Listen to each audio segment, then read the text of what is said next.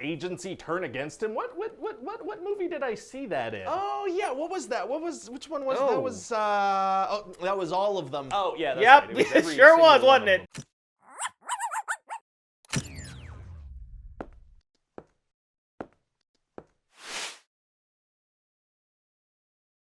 Hey guys, my name's Dan, and today's reaction is the latest pitch meeting. This is the Gray Man pitch meeting. Now, this is about as over top of an action film that I've seen in quite some time, so I have a pretty rough idea of where Ryan's going to be going with this. And then at the very end of this, I will be giving my overall thoughts on it, so if you're interested, please stay tuned for that. But before we get into this, if you enjoy other pitch meetings, I've reacted to many of them, and if you want to see future reactions that I do, you can go right below this video, click that like button, that subscribe button, and ring notification bell, because not only does it let you see past, present, and future reactions that I do, but also helps my channel out a ton. Then go on over and support Pitch Meeting and Ryan George's channels as well. I'll leave both of those links down in the description, and without any further ado, let's go. So, you have a new action movie for me? Yes, sir, I do. Fantastic. Well, I'm good to go with that. Say, $200 million budget. Oh my, don't you want to hear what it's about? Well, with $200 million, we could get some really big names in this thing. So if you've got a script, you know, I'm in. Do you want to hear about... Oh, man, we could probably get, like, Chris Evans, Ryan Gosling, Anna de Armas. She's really hot right now. I mean, great, but maybe I tell you about the plot a little bit? Sure. I feel like that doesn't really matter. We're going to have Evans and Gosling. That's a fantastic Netflix thumbnail. Just maybe you should know. All right, okay, yeah, no, you're probably right. Let's hear it. Know. So what happens in this thing? Well, it's called The Gray Man, and it's based on this book series. Oh, gray men are tight. Sometimes they bring me up into their spaceship and do things to me. Oh my God. Okay, what? well, no, this Really? Gray Man is a human, and he's this guy named Sierra 6. Oh, that's a pretty cool code name. What's his deal? Well, he was in prison because he killed his abusive dad when he was a kid, and then he got recruited into this super secret assassin CIA program. Oh, the CIA. Yeah, you know that place that's completely run by young, hot models? What? So this high-ranking CIA official, Carmichael, is working for this mysterious guy called the Old Man, right? Okay. And Carmichael sends 6 to kill his target, but it turns out this guy was another Sierra codename assassin. Oh, very sketchy. Super sketchy, and before he dies, this guy gives 6 an encrypted drive that details how sketchy this young, hot CIA model Carmichael is. So the CIA asset is gonna have his own agency turn against him? What movie did I see that in? Oh yeah, what was that? Which one was that? That was all of them. Oh yeah, that's right. Yep, it sure was, wasn't it? So now 6 has all these people hunting him, and he's gonna have to jump out of an exploding plane. Oh no, how does he survive that? By transforming into a CGI blob and doing something, I guess. I think he gets a parachute. I'm not quite sure. We're gonna cut back later, and he's gonna be fine. Well, fantastic. So then Carmichael... Another dude was on a parachute. He latches himself onto him. I guess maybe he stole the parachute.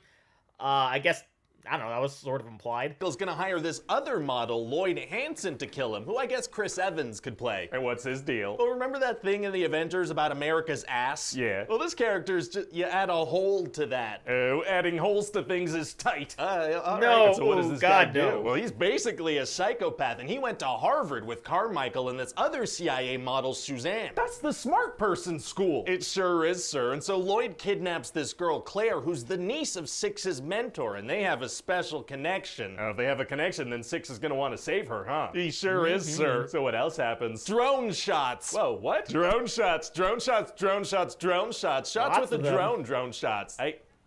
Okay. Drone shots. Yeah, okay, I get Yep, it. We'll have a lots lot of of them. drone shots, but what happens story-wise? Right, okay, so at a certain point, Lloyd is gonna have a gun pulled on 6. Does he pull the trigger? No, because the movie's not done yet, so he's gonna be a little snarky about it. Oh, okay. And then this other CIA model, Danny Miranda, shoots Lloyd with a tranquilizer dart. She doesn't kill him? Now, she doesn't know who he is, so she takes 6 and they leave. And they bring the unconscious Lloyd with them so they could get some answers. No, they just leave him there. Why? Because the movie's not done yet. Nope, Oh, okay, not gotcha. close. And so later, 6 and Danny go see another one of 6's mentors who he had sent that encrypted drive to. Okay. And she's gonna sacrifice herself to buy them some time by blowing herself up. Well, that's a pretty noble sacrifice. And Sure then is. later in the movie, one of 6's mentors is gonna buy them some time by blowing himself doing it up. again. Oh, that's a Yep. pretty noble sacrifice that I guess we can do a second time. We're gonna. And so what other cool action scenes do we got? Oh, well, at a certain point, 6 is gonna be handcuffed to a bench in Prague, and a bunch of mercenaries with rocket launchers and heavy machine guns try to kill him. Oh man, well it's gonna be impossible impossible for him to survive that. Actually, it's Actually, gonna be super easy. Barely an inconvenience. Oh, really? You can see the cops show up, so the mercenaries start fighting them and basically blow up the whole city block, and bullets are flying everywhere. And not a single one of them fires bullets or rockets at the bench he's handcuffed to. They don't know, so he slips away. Oh, wow, wow, wow.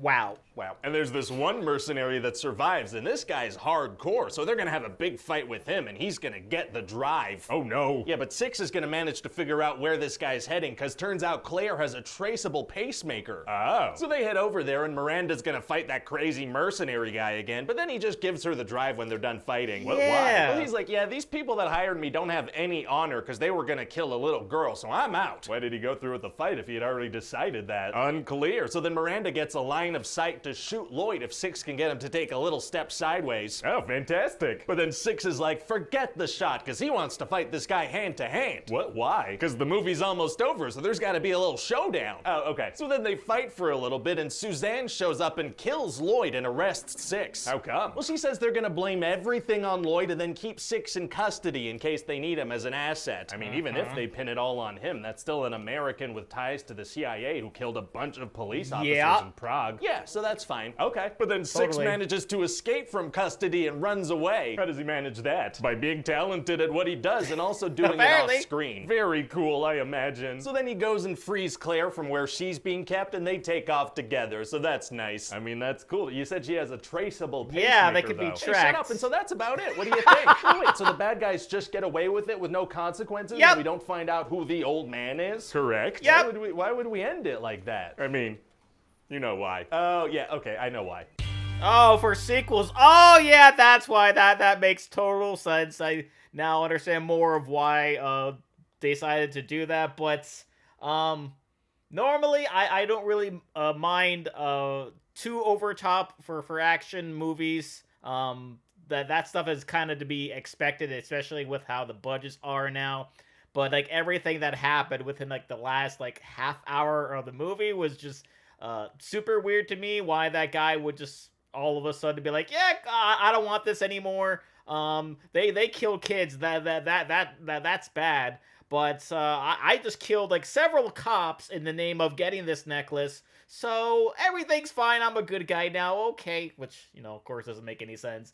And then at the very end of the movie, where they're having that big showdown that he was talking about, normally in that sort of situation, what would happen is that the bad guy would get the upper hand, and then another good person who's on the side of the main character comes in to sort of save the day and shoots him before the bad guy can kill the good guy.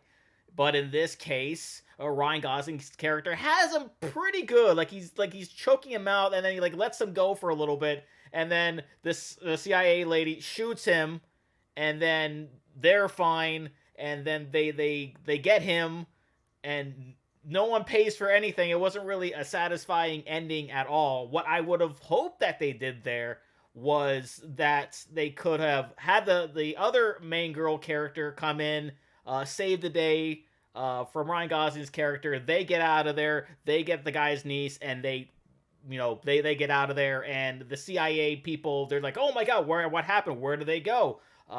They could maybe pin it on him, or maybe pin it on somebody else, and that could have been a bit more satisfactory way of ending it. Otherwise, it sort of ends, and it's just like, oh, that's how it ends. And I just remember watching it, having no idea about there being a second movie.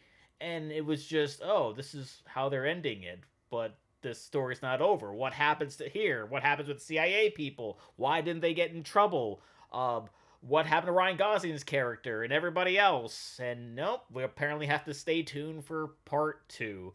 So overall, movie was fine, I guess. But the last half hour or so, super, super confusing. So that's going to do it for me here. But before I go, though, I want to give a huge shout out to all of my $5 now supporters on Patreon.